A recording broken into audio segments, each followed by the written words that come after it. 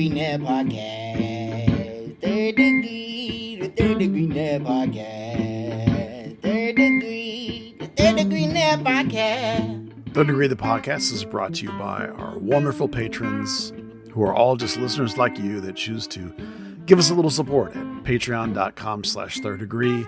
Whether you like our podcasts or our website or our social media or whatever it is we do that you are into, why not help us out? Join us at Patreon. Give us a little support. Now let's get on with the podcast. Well, hello there, DFW, soccer curious person you. Welcome to another episode of Third Degree, the podcast. I think this is 2 weeks in a row. It's Dan Crooke. Howdy, Dan. Hi. It is. It is. Congratulations. It's Thank you. Lovely to have you here, sir. For sure. It's good to have the time. It is a good time. I know. Oh, wait. That's not what you said, is it? To have the time. Oh, to have the time. Yes. Time is just an abstract creation of mankind, Dan. It doesn't really exist. I need more of whatever doesn't exist. Okay. Excellent. And your hero, my hero, everybody's hero, editor, founder of thirddegree.net, and the original soccer influencer himself, loved by millions, Buzz Carrick. Come in, Buzz. You know, because you say that, people now say that to me when they come up to me. What? Say, hey, there's the soccer influencer or something like that.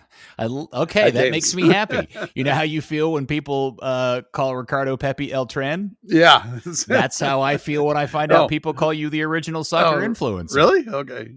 But influencer has a connotation of someone who's a complete knob on social media. Eldrin doesn't. If you were the original soccer influencer, I don't think that says would you're qualify. a bad influence on everyone. Oh, is that what? Maybe you were so good at influencing, everybody wanted to mimic you, and that's where they became knobs. How come Steve Davis isn't the original influencer? Steve Davis is already anointed as the Dallas media Dean. soccer dean. Yes, the godfather of Dallas soccer media. Yeah, he already has the super high title. He doesn't need something as middle Lame. tier as soccer influencer. It's mid. Yeah, Right, thanks. Yes. So Confirming my midness. I appreciate that. And Steve's time predates the internet. It does. Yours starts with the internet. It does. So that's what true. makes you kind of the original soccer influencer. No, that's actually a fair point. All right. Steve's the dean. You're the influencer. Yeah. King gesture kind of thing. Yeah. I don't know what that makes Dan. I'm just here. Token Brit is what it we needed the accent. Is he a pawn or a rook or a bishop He's probably the in bishop. this game? Yeah, Probably the bishop. I'm a person. Because they can move at an angle. I'm a human being. Yes. What does that make you? Oh, anything other than that, for sure. Okay. Well, this is not a loser pod. It is not a victory pod. It is once again ye old kissing sister pod. Second in a row for Dallas after drawing against Broccoli. LAFC comes to town. But I will point out, just to show everybody how focused I am on the positive, do we realize now that Dallas is on a 3-game unbeaten streak, and they've only lost once in their last 6 games? That's the 3-4 game against NYCFC. So, maybe they're not making up ground in the playoff chase, Buzz. But it could be worse, right? Yeah, that's the problem. I think we lose sight of the fact that the form has improved, as you mentioned there, surprisingly, with basically the end of the Lucio Costa days, which just is incredible that what a negative influence he obviously was having. But so we lose sight of that, however, because they need wins. They're running out of time. They're running out of games. Yeah. So, of course, I would be content if they would just play a bunch of kids and think about the future, but they're going for the playoffs. So, okay, we're going to talk about them in that context. And tying home games is not going to get it done for you. You gotta win home games. You got to win games, or you're not going to get there. Well, considering how their home record has gone this year, you'll take any point you can get. But before we get into the game specifically, I just want to have a quick conversation about where the team sits at this moment, because I could not get past the starting lineup graphic that the team put out, not because of the weird layout and misleading layout that they put the players in. Yeah. But if I had showed you that starting 11 back in February of this year, you would have seen those 11 players and the weirdest look would have come across your face. And I'm going to guess, like me, you would have thought, oh, this season must absolutely go to shit.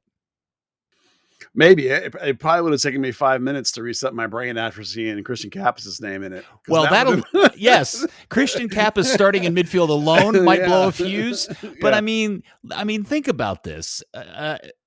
Bernie, of course, the lineup graphic is incorrect. They have Bernie playing as a left back in the graphic, which is goofy. Farrington up front. Julio is on there. Patterson Delgado is such an unknown, I guess, in the league that he doesn't even have his picture available to the league. Because if you go to the league lineup, he's got one of the silhouettes for a photo for him. How odd. So I'm just saying, if you knew you were going to have, at the beginning of the season, thinking of all the players and options that you had, Martin Pot. Oh, by the way, you've got some kid that you barely know playing in goal too. Yeah. I just think that lineup was incredible for a mid to late August end of season run. Yeah, no Musa in it. No big signing you've made over the winter. Your big center back signing. Your Gidea's not in there. We didn't know how good he was going to be last winter, but he still was your big signing. And so you just said, well, wow, that guy didn't pan out. That's, it's just, there's so much about it that, do we even at that time know who Caik was? I mean, no. Who the heck is that guy? I'm always confused by the way that it doesn't show up as Caik in the league records. He shows up as something Ferreira. Yeah, well, that always throws me for a loop when I see Ferreira in the roster. There's so many. It's like Smith. There's so many Ferreiras. Right. The league website database struggles with singular Brazilian names. Like all the Brazilians, or almost all of them, show up as something else. Pedrinho for a long time was Pedro, whatever some of his other names are.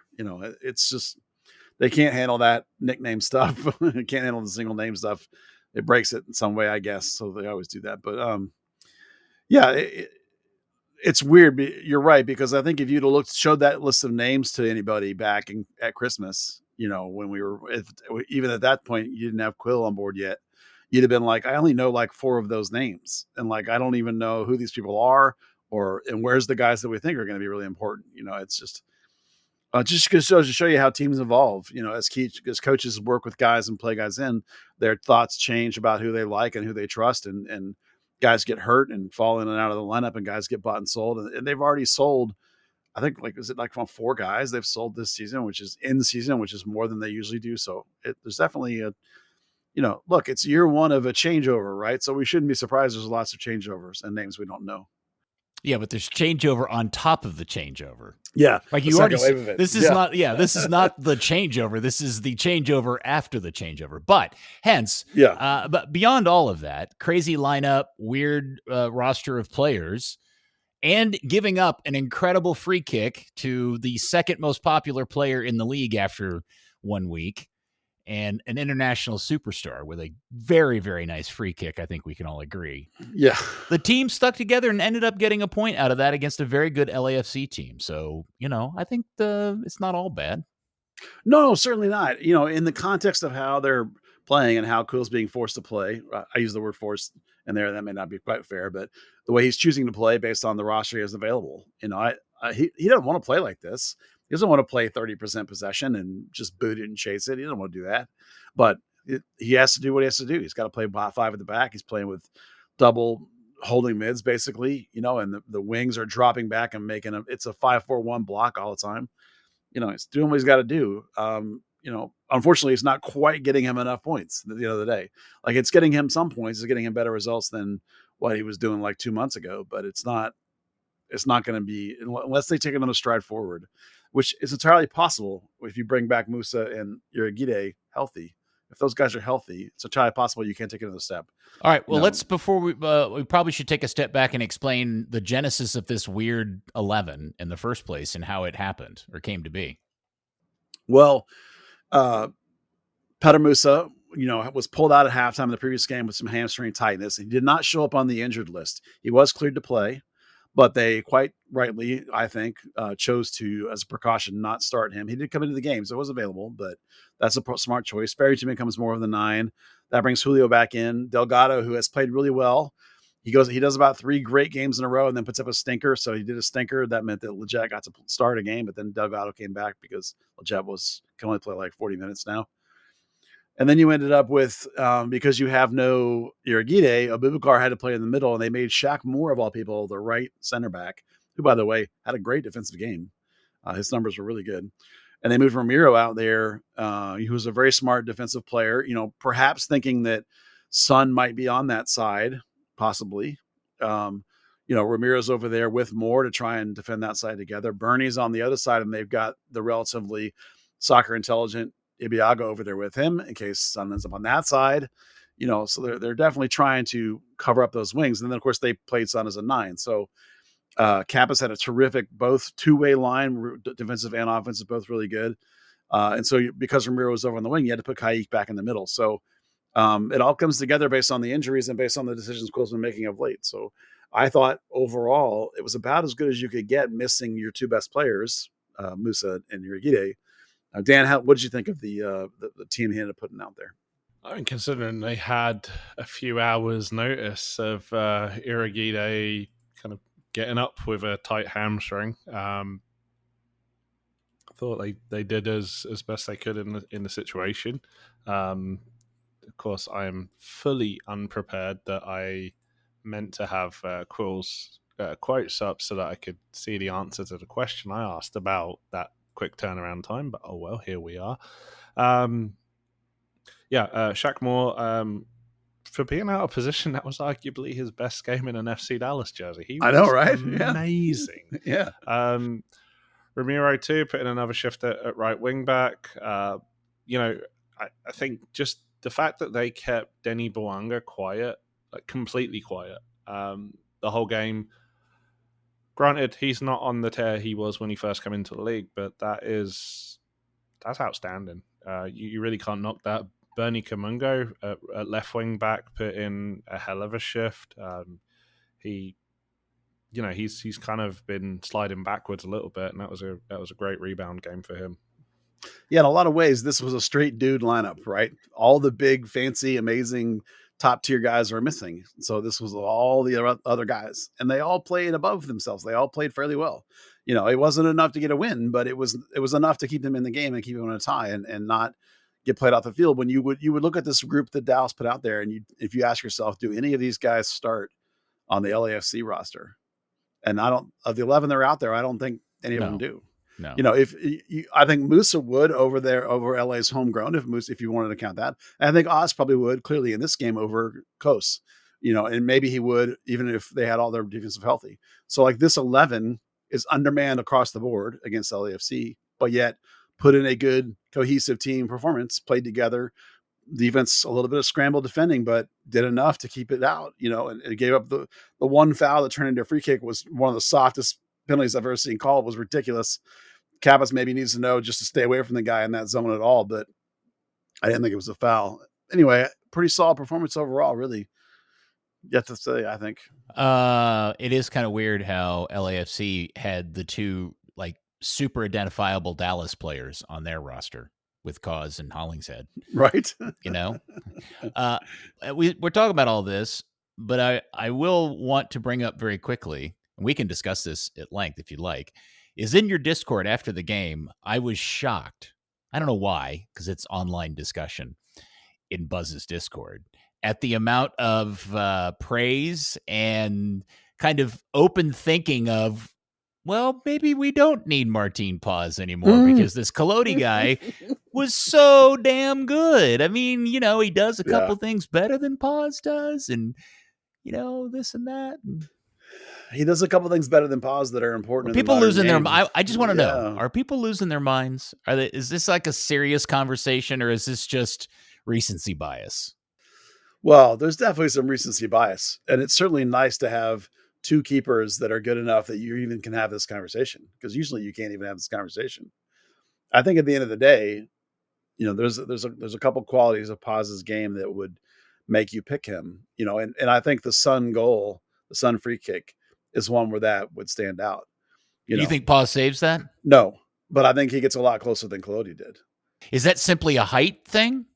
Well, when you add 3.5 inches, into that move, and Colodi misses it by like 4, 5, 6 inches, I'm not saying Paz would have got it either. I don't know if anyone in the world's getting that. That thing grazed the crossbar. That's impossible. I'm not saying that Paz is getting that. I don't know if anyone in the world's getting that. And if they are getting that, they're not playing in Major League Soccer. I'm just saying that those 3 inches is 3 inches closer that Paz might have been to the ball. Paz also, both of them have really good lateral quickness, but Paz has an explosiveness that gets him to the post sometimes when Colodi might come up an inch or 2 or 3 short. And that's not to say that Colodi doesn't have amazing abilities in lots of ways. His feet are way better than Paz's. That's for sure. They're both equal shot stoppers. There's certainly good qualities to Colodi's game that are going to make him a quality professional in this league for a long, long time. But Colodi's not getting caps with the Dutch under 23 team.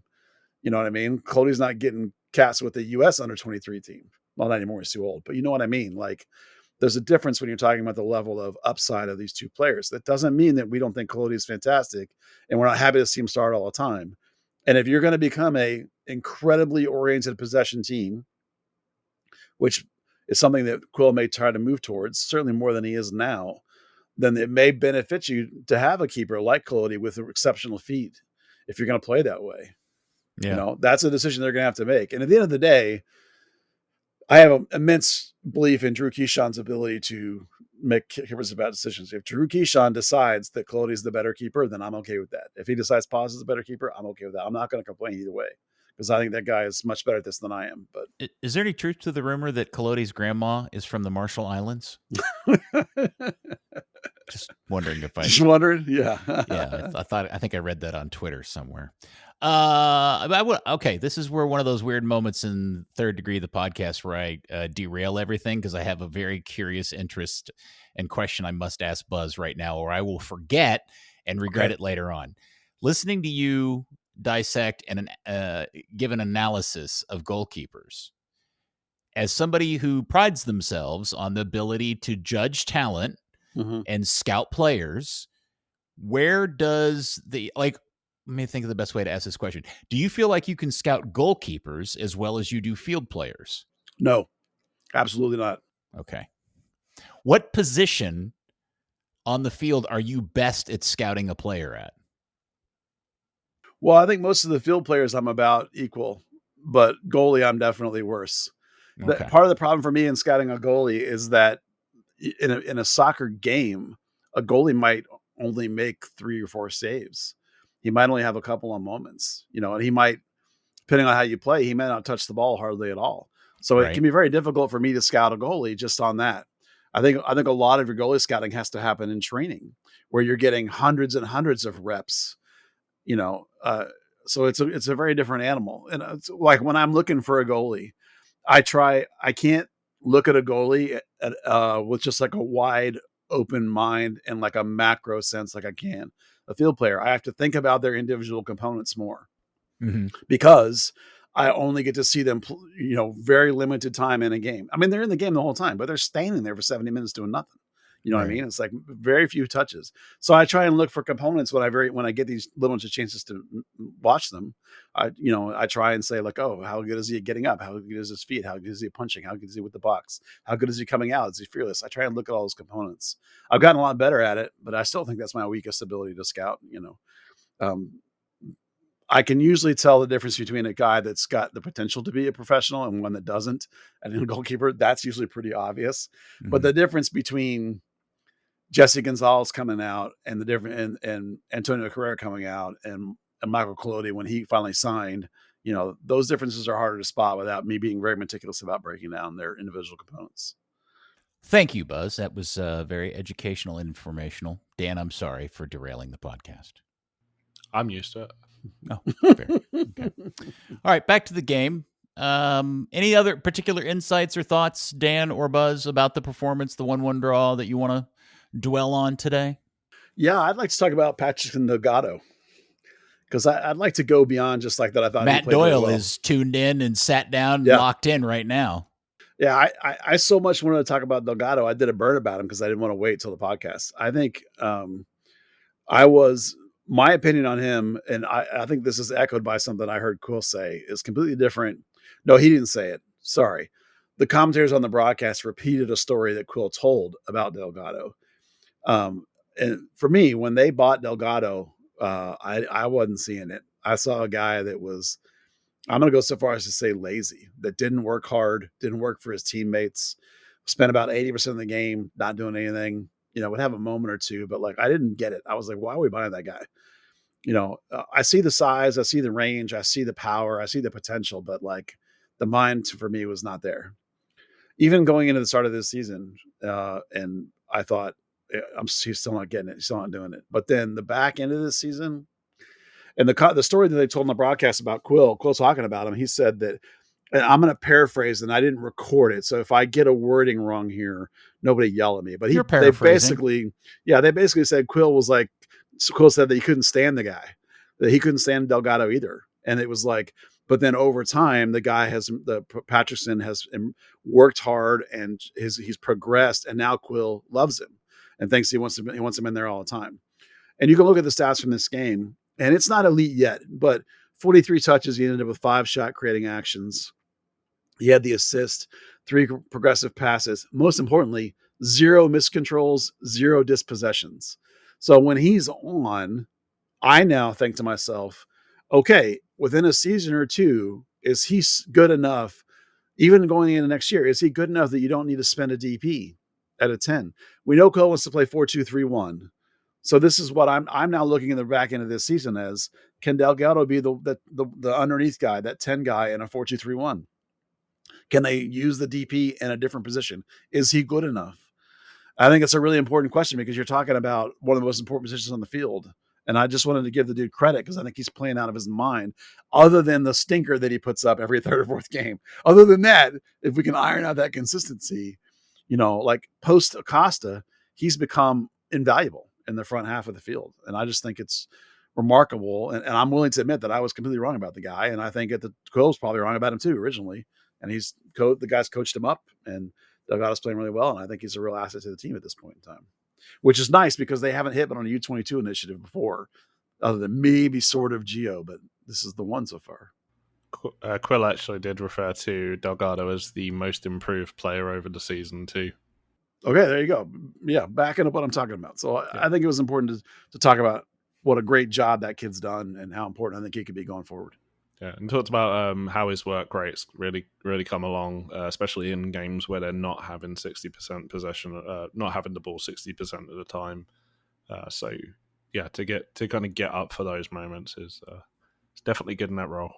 We just need him not to regularly drop a stinker every other game. Oh yeah, I mean, believe me, when he goes bad, it's awful. You can remember the game that got him benched for Leggett like 2 games ago. It was bad, but like, I'm hopefully that consistency will be a part of the next part of his progression. He is only 20. He's not 21 until I think October. So. Yeah. And then we got a nice goal from the Beeve.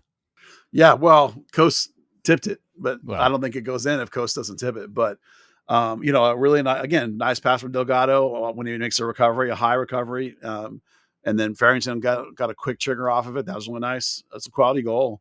I got a little lucky with the deflection because that makes it the keeper going wrong footed the other way. But, sometimes you got to take the breaks when they come. Like there's been times they get breaks and they don't get them. And that's there's between tying and not tying sometimes. I think they also really did well to identify that, Coast did follow the ball back a little further and did keep Logan on side. So play the quick ball, get the turn and go for it. Were you surprised he played Cappis, at least in the I guess maybe the better way to ask is this. In the misleading graphic lineup, they have Cappis playing kind of as the attacking mid. Where did he really play, and what kind of just overall thoughts on another performance by him? Well, the reality is he played the double pivot with Caik, just like, they've been playing the same, I call it a 3-4-3. Coach to the commentators was insisting it's a back 5, whatever. It's the same shape. We all know the difference between those two shapes. It's because of the low possession. It looks more like a back 5. It's the same formation. It's a double pivot with Caik in the middle. And if I gave you this line, right, 90% passing, 3 progressive passes, 1 progressive carry, 1 from 1 on take-ons, 5 balls into the final third.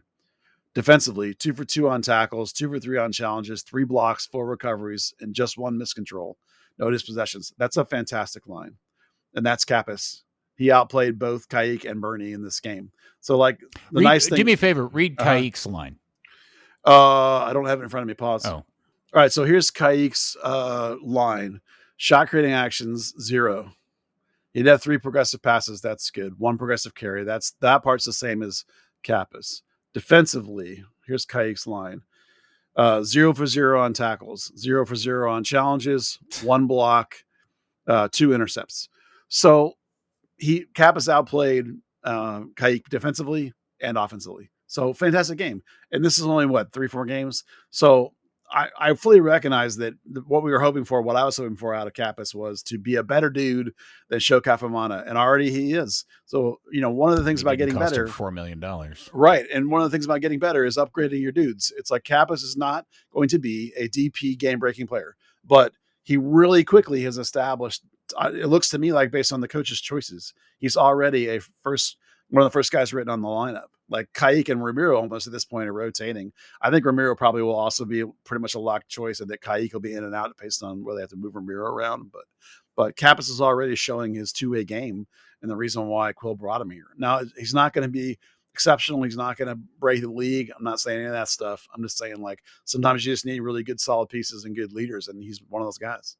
Well, Dallas won, LAFC won. Dallas now is off. When did we decide they were off? They're off for quite a while, right? They're not. Until the 6th. They play at St. Louis on the 6th. Yep. So no action till then. We'll all just sit around, twiddle our thumbs. I'm surprised. Surprised not going to talk about the crowd for the game. Well, I hadn't gotten there yet. What about the crowd for the game? Would you like to talk about, Daniel? Oh, just it was obviously a very heavy sun. Favored crowd.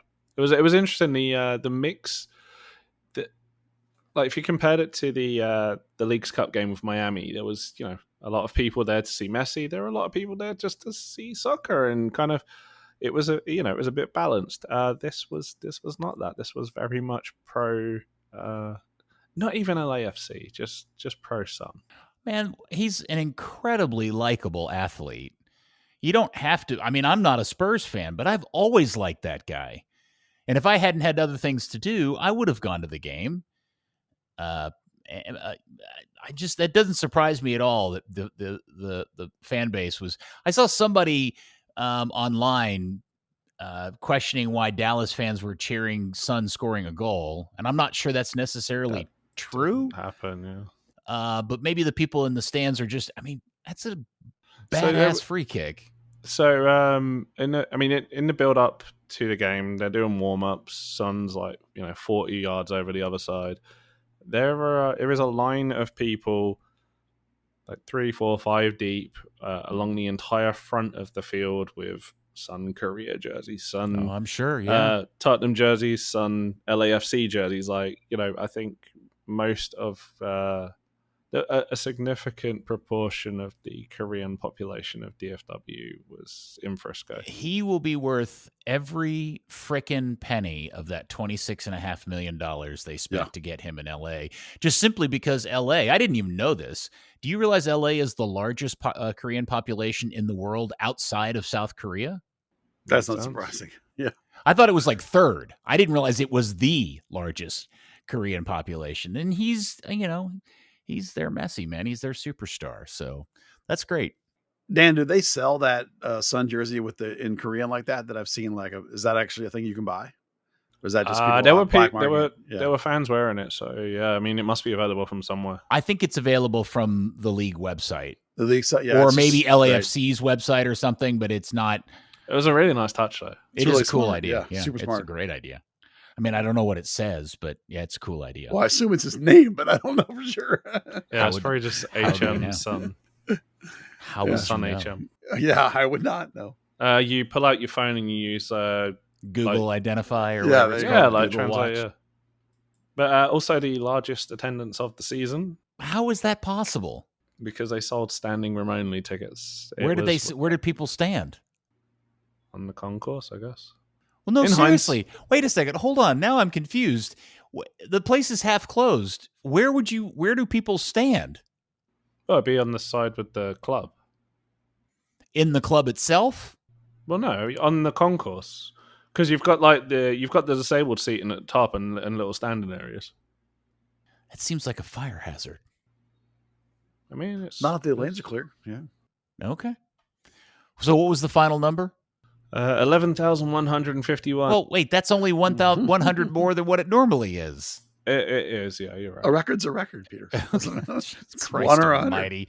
This club. Good Lord. There was a LA Galaxy game that was the regular Toyota Stadium attendance record. It was like 23,000 something, even though it was a 22,500 seat stadium. Because okay, but unlike other quote unquote sellouts, I'm doing air quotes here for you guys to see, but you can't hear. Here, that's me doing air quotes. Was I think you was just it beat was off it your a microphone? That's a different. That's only Dan's. Yeah. Is that it? Was it butts and seats sellout? It was butts in seats and butts who tried to sell their tickets for more than they're worth on access sellout. There were some empty seats, but there were people trying to sell tickets for $6,000. So. All right. I wonder what the most expensive seat went for that day on the secondary market. Right up to kickoff, there were actually supporter section tickets going for $27. So I think a lot of people kind of revised their expectations quite late in the day. Okay. You mentioned fire hazard. For people listening to the radio broadcast, you could hear the fire alarms going off. We had the fire alarms in the press box started going off. There was a whole, are we evacuating? Is this real? Is this not? What's happening? I guess all's well. Funny enough, there was never any doubt of the game stopping. And then we just watched the fire trucks roll in down Frisco, Main Street. Did you have to evacuate? No. There was a moment where there was the order to evacuate to the first floor, but then they realized that actually it was a false alarm. There was I don't know, I think it was something to do with the electrics or something. Interesting. All right. Well, very good. Well, I guess a good result. I don't know where we're at these days in wanting to feel like, is it such a crap, godforsaken season that we think this is a good result, I suppose? It's a good result in the context of the individual game, which is a tie missing all those players against LAFC. In the context of the season, it's not a good result. You need to win. Here's the thing. You held the team with the highest XG in the league to a set-piece goal, and a direct set-piece goal. Nothing in play. They had 20 shots, didn't do shit all with them. Yep. All right. Well, LAFC is in 5th on 41 points, just for cross-reference. Dallas in 11th on 30 points after playing 27 games. So that puts them a point behind Salt Lake, who are in 10th, same amount of games, and 5 points behind Broccoli, who also have a game in hand. So and San Jose on 35 also. And San Jose also on 35. Crossing the Mendoza line is Colorado at 36. So, and you can't discount Houston on 29, right? 1 point behind you too. Right, exactly. Yeah. So Buzz, what's the math on what are you claiming needs to be done for this team to somehow ass back their way into the playoffs? Well, you almost certainly still need 42 points. That's where it's almost always been. You know, if you have some fluke results, maybe it would slide down to like a 40, but I'm pretty sure you're going to need 42. That's in 7 games. That's 4 wins in 7 games, 12 points basically. So that's a lot. I mean, you have to go from a team that is, went just over a point a game. It was just barely than a tie every game up to, basically well above 500 in relative terms, like 4 wins in 7. 4 wins in 7 is a tough ask for anybody, let alone a team that's been basically playing on 1.1. So yes, it technically is possible. And if you look at the schedule, you got 2 games against that. You got the 2 games against the Galaxy, who are distracted by their cup run. But I think they'll be over with that by the time you play them, unfortunately. Austin is a rival game, so you never know. St. Louis is not very good. They just fired their technical director. Colorado is, relatively speaking, near you in the standings. Portland is probably pretty tough. But, there are games in there that are winnable.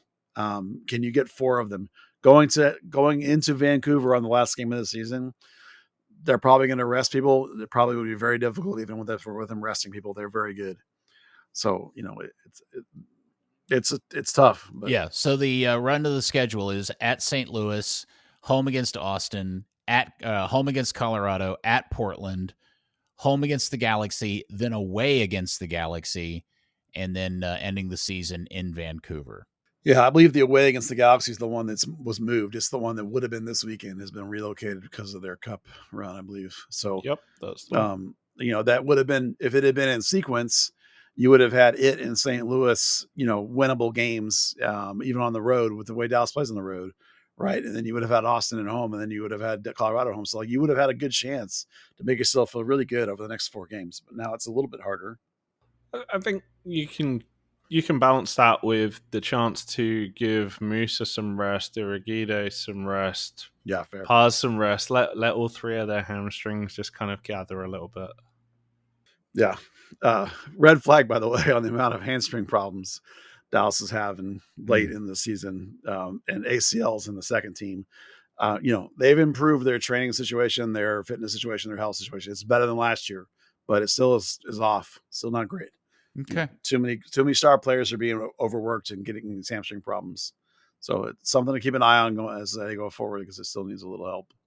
Well, since we don't have a game, we won't have a played game to talk about next week. We will save the preview for St. Louis, which will happen the following weekend for next week's pod. How about that? Yeah. Now, Buzz, you can also provide great insight because you were there for the opener of the second season of Dallas Trinity, who got a really nice comeback win. They did. They chose to go with I think this was up for debate internally in their team. They chose to go with the tactical model, where somebody else played the Lexi Missimo role. They had Musa and Balata, I believe that's how you say her first name, is a younger player. She scored. She played in the Lexi role and she scored. People were a little surprised, myself included, that it wasn't Lancaster. That they went with a player more similar to Missimo. So we'll track that as we go forward. I actually think Celie Strawn might be a legit candidate in that same role, because she came in late in the game and looked really bright. That's the 18-year-old academy young lady who was the young player of the year. So Balata got the first goal. That was good. Thornton got the second goal on a header, like she was Owen Wolf crushing Shaq Moore. Just fantastic. The defense probably still needs a little bit of work, some cohesion time, maybe even a body or two. The new center back made a mistake and got beat, one-on-one for the goal for Spokane that got them their goal and made the game in contention when it really probably shouldn't have been. The heat was a factor. Spokane wilted. Past about the 60th minute, they really ran out of juice and couldn't hang with Trinity, because Trinity has some verticality and really want to pin you back with their wings, with Ubagugo and Bolt, pin you back, wear you out. So they have a really nice base, I think. Having watched Trinity against SMU and watching them now against Spokane, very solid team, lots of good coverage all the way around the pitch. They've added some speed. Need to tighten the back just a little bit, and when they bring in Missimo, I think it'll take them to the next level, and because they have a phenomenal goal scorer in Allie Thornton, who's a pure 9, in a Petter Musa kind of way, just fantastic players. Downside, 2,700 on opening day is not very good. No, it also is, I'm guessing, somewhat of a reflection of the lack of how they chose to promote the preseason and get interest. No momentum. Going. There was nothing to talk about. I mean, we tried our best to talk about it, but like even around soccer circles, no one was talking about Trinity. There was ads on my social media, but there was no real articles, no real dialogues, none of that stuff was happening. It just was off the radar. What about the situation at the Cotton Bowl with the work being done on the facility and parking and all that? Yeah, almost done. They're telling me that they have this open house on the September something, the 19th maybe. After that, it'll all be finished. And I think they only have 1 or 2 home games before then, and then the new press box will be available. They'll switch everybody around to the other side. So yeah, it looks really nice. Is it noticeably different? No. What they've added is, do you know where the new end zone metal seats are? The top new end zone sections are metal. Like underneath that, between that deck and the original deck, is on both end zones is now enclosed to be like suites, and a new media section in one corner, because for the big events they need spillover media because the press box is too small in those big events. And they've done a bunch of renovation in the press box itself, which I'm looking forward to sitting in the future, the air conditioning. But in terms of the normal fan engagement, normal fan seating, nothing is different unless you can afford a luxury suite. It's exactly the same as it always was. This was about big money guys, not people like you and me. Oof. So 2,700 is rough, and I don't know how I don't know how a professional sports team survives that. I just think it's staggering that they didn't, kind of try and build into the season, knowing that they were going to have a direct clash with an FC Dallas game, which is going to take away a significant portion of the people that show up anyway, let alone then it be compounded by it being Sun Heung-min's game in Texas. I've been kind of monitoring Atletico's efforts to pre-sell tickets, and they're clearly trying to build a story about playing at the Cotton Bowl, which I think we all agree they're going to be doing for some time. Yep. And it would make a lot of sense for those two organizations to get together, pool their money, and figure out a way to build a campaign of making the Cotton Bowl cool again. Yeah, that would be nice. Those teams work together a little bit, but not in a giant collective like you're expressing here. They're not antagonists with each other. They're friendly. Like there has been occasions where there's been an Atletico booth at the Trinity game and such. So maybe that's possible. I mean, if they put the right attractions before the game, after the game, in and around the stadium at Fair Park, promote the fact that it's on mass transit, all that stuff. I think it's possible to make it a desirable place to go, at least in enough numbers to sell tickets and turn it into a viable product. Right now, they're fighting the fact that the State Fair is being put together. Like the tents and the walkways and the awnings are all being built. Yeah. So there's all these buildings that are half constructed, eating up parts of the parking lot and eating up parts of the area right around the stadium. And of course, the construction has had a big half of it wiped out where you couldn't walk around. It's going to be really nice. Probably post State Fair, it'll probably actually be what it's going to look like going forward. It should be a lot nicer, and you're right. They could actually get some good, I think, game day atmosphere down there, but you're going to have to do better than 2,700 if you're going to do that. Yep.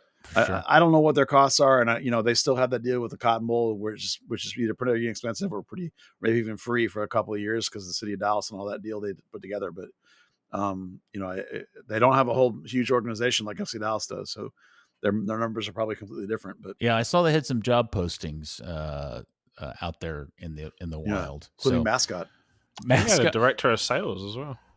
Sales, sponsorships, and they were looking for a social media director too. So everybody go apply. All right. So they've got the game coming up this Saturday, also at the Cotton Bowl against Brooklyn.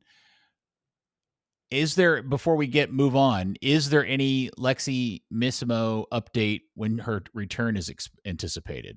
No, I asked for a timeline and I was given God bless you, journalist man.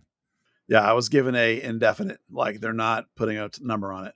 And they've never officially announced what her injury/surgery was for, have they?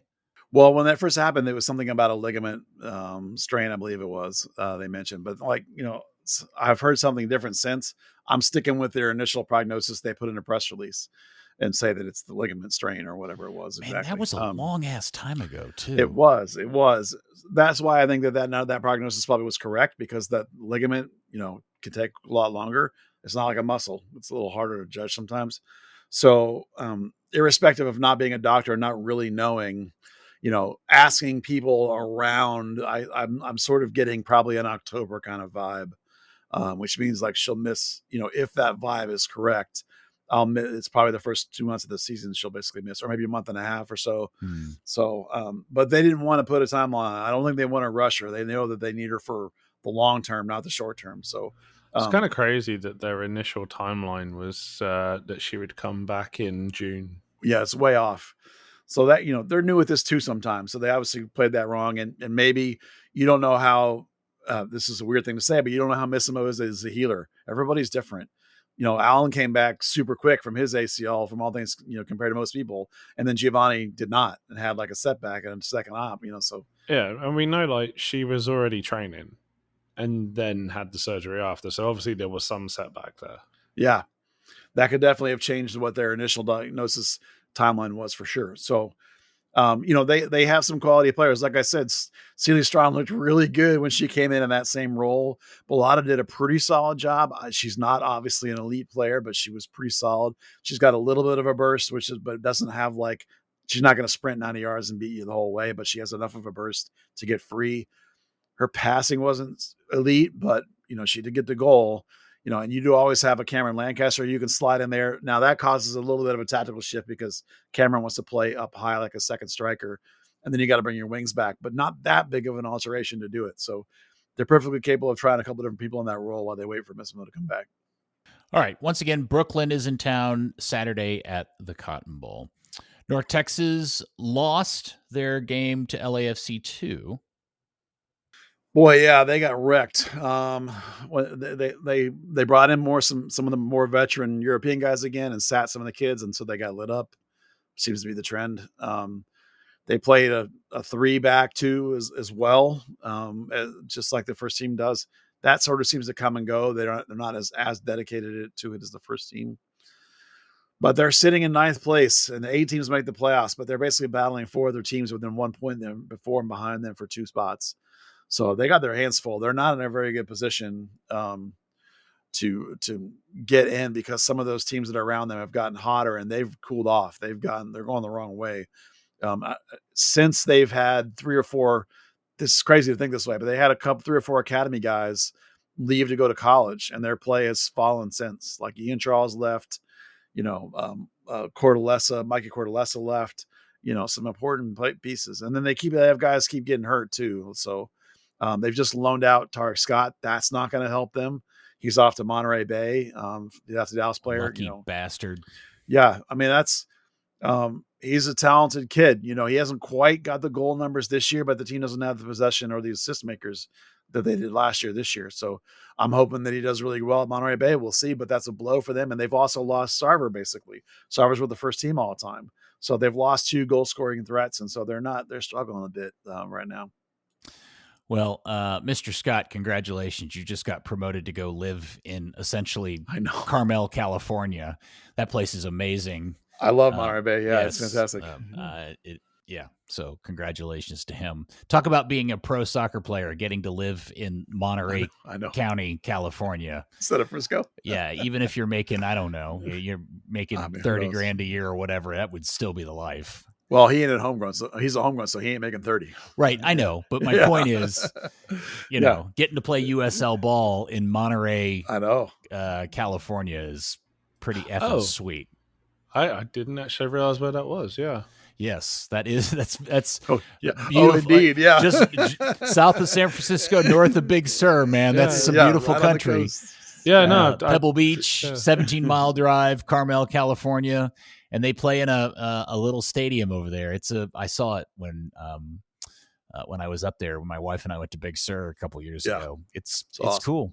And they've got they've got a fan base up there that are into it too. So it's a good community. Yeah. Good for them. Hopefully he gets games and bangs and some goals. It'd be good for him. Good scene, good fresh scene. He probably could use a little freshness. Yeah. All right. Texoma winning again. Is this brand new team in the middle of its own drama, are they really going to make the playoffs, Buzz? Yeah, dude, they're in 7th. They beat a team on the road. They were beating AV Alta 3-0 until they got a dumb second yellow card, and then gave up 3 goals since they were down a man. But to tie, but they're at Ford Madison this week on Wednesday, who's a beatable team. So I don't think they're going to be one of the elites of this league in terms of like a deep playoff run, but they got a couple of guys that can really, when they're on, like Spengler, when he's on, they can beat anybody. So, I like their chances of getting a couple of wins if they can get into the playoffs. And they're when they're healthy and when they got all their pieces in, I think they're pretty competitive. I don't remember, and it's just done. I mean, did we talk about the report that came out about the ownership and location situation? No, that was this week this came out. Okay, well, Go ahead, tell everybody what the news is. Well, there was a story that was posted that said that they were going to relocate, and then that story, by the way, was pulled. It went away. But did it? Yeah. But the thing is like, if you believe the story, and they had a source and all that stuff, so who am I to say that that's true or not? The relocation, quote unquote, was just to Denison. It's 11 miles away. Really, it's just like, it was really a report that they're considering a venue moving change. Stadiums. Yeah, I mean, that's not a big deal. I mean, who reported this? Oh, I don't know, some soccer website about this, a southeastern kind of U.S. kind of. Okay. So, I don't have any doubts that they believe they had a proper source. Possible the club pushed back. I don't know. At the end of the day, like the current stadium situation is not great. It's okay. If they can get a better situation, hey, fantastic. To me, moving to Denison versus Sherman, whatever, dude, it's the same thing. It's like they're playing in Arlington instead of Grand Prairie. Who cares, right? It's not a big deal to change your little venue there, to me. So I think it's kind of a non-story. Now, if they were trying to move to like Plano or something, that would be a story. But like, it's staying in the same area. So it's like when you're playing in one high school stadium versus another high school stadium, to me, that's who cares. Yeah, that'll be interesting to see if they, being from a little East Texas town, those little towns tend to be pretty tribalistic. I mean, the difference between Kaufman and Forney and Crandall and Maybank and Malakoff they might as well be different states, dude. Yeah, but they're the whole Texoma persona, like they're not Sherman. Yeah, but they built this on being a Sherman-based team. I mean, it's not. I think the reality is they're getting less than 2,000 a game.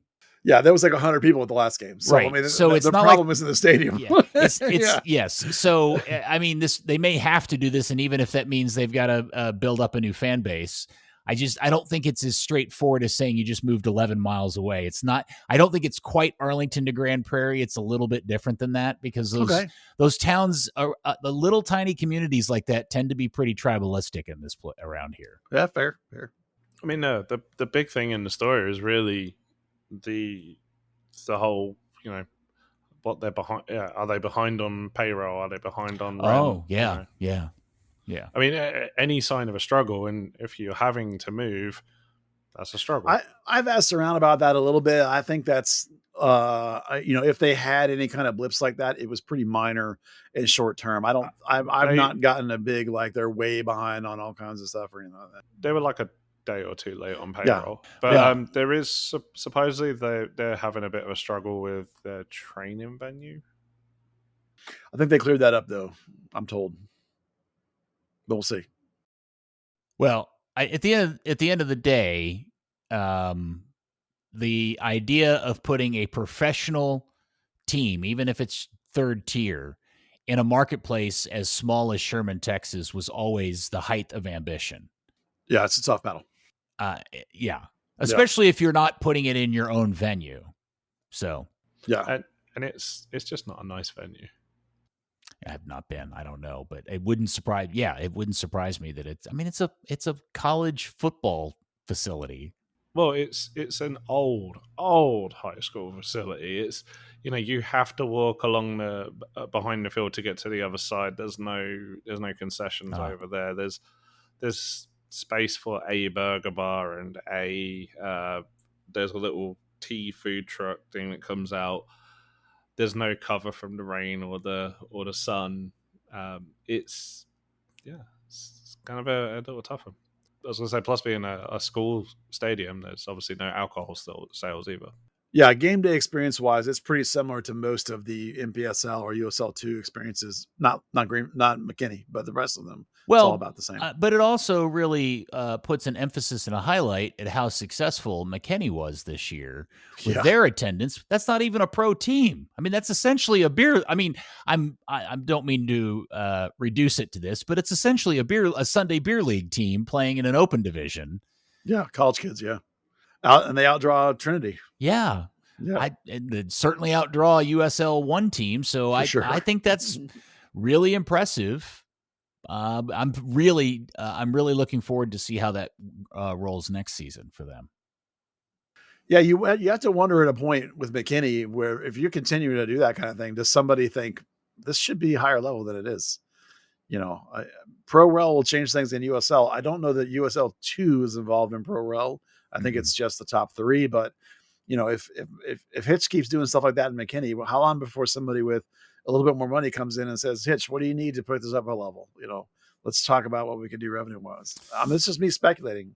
They need a conversation with Atletico Dallas. Yeah, you would. At that point, you'd have to negotiate with Atletico Dallas because they own that region. Yes. All right. Very good. Look at us kicking ass on another episode. One more thing, just to tease. I'm going to tease it. I'm going to risk teasing it because I'm supposed to get the academy rosters this week. So fingers crossed, I'm going to have my fall, here's your new academy teams for the year. Things coming out soonish. Reminds me I need to text somebody to make sure that's happening. All right. Well, I am going to tease you guys by dropping something in the chat. I am sending it now. Don't say what it is. Just react. Ooh. Oh, God damn, dude. Personal collection? That's not very nice. It's being delivered. Nice. Man. Pretty sweet, huh? I know. That's nice. It was $90. Oh. That's not as nice. Well worth it, though. We are speaking of an authentic Julian Eyestone number 41 Brentford goalkeeper jersey in pink. You need to get it signed. Do I? I may actually wear this one. Oh. It's short sleeve, not long sleeve. You need to get the matching shorts. Oh yeah, full kit Waker in the pink. Yes, I should. Yes. Yeah. And I could be Julian's mini me. Yeah. Like really old mini me. much shorter than you can you can go. So it turns out you can go onto the Brentford store and you can order one of these and get it personalized with his name and number, which is 41. Now I'm lucky enough to know somebody who was over there and got it in the store for me. So I'm not having to pay A, shipping, and B, tariffs. Oh yeah. So if you're so inclined to do that yourself, you could, pull that together. I know they're trying to put something together so they'll sell over stateside without all the additional jam, but I don't know how that will ever work. So there you go. Super cool, man. I love it. Have you seen the photo that his mom posted over the weekend of his locker in the locker room? Yeah, I did. With the jersey and his photo and everything. Yeah. It's pretty cool. It's very cool. Very, very cool. It's fun to know somebody playing there, right? Yeah. Hopefully they'll actually play some point. That would be really fun. Not just warm up. Yeah, I think I doubt he'll play in the Carabao Cup game this week. I think he's third on their depth chart at this point. Well, it's funny. They said that he was going to be third, but they've got 4, maybe 5 keepers on their roster. So I don't know where he falls in that pecking order right now. Who knows, right? Who knows? But I do wonder, I need to ask his dad, like, what is he doing for game time right now? I mean, is he back playing with the B team or is he playing with, I don't know. I'd be curious how he's getting reps and everything. So, yeah. All right. I got nothing else. Dan, you got anything else? No, I do not. Well, thank you, Dan. It's good to see you again, sir. Likewise. And Buzz, thank you, sir. Oh, yeah. Thanks for you guys being here. You did awesome. Good on the Scuffed podcast, by the way. I saw little snippets, bits, and parts of that. Thank you. Yeah. Right. Yeah, all Academy talk. That was fun. Yeah. Yeah, you impress people that with your knowledge. You're the only guy. I say this all the time. There's nobody else in the league that can run down the roster, the starting 11 for the U13s of their random MLS academy team like Buzz can for Dallas. Just there isn't anybody that can do that isn't part of the club officially. Yeah, 13s might be a stretch, but yeah, I don't think anyone at the club can do that. Actually, probably.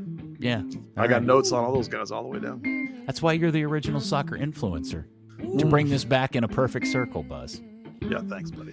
All right. Third Degree, the podcast, is brought to you by our wonderful patrons who are all just listeners like you that choose to give us a little support at patreon.com/third degree. Whether you like our podcasts or our website or our social media or whatever it is we do that you are into, why not help us out? Join us at Patreon. Give us a little support. Thanks, guys. Appreciate you. And thank you, DFW soccer area curious person you. We'll speak to you next week on another episode of Third Degree, the podcast. Enjoy a Dallas free weekend. We need FC Dallas, I hope you think, because Dallas Trinity's playing. Yeah, same shit.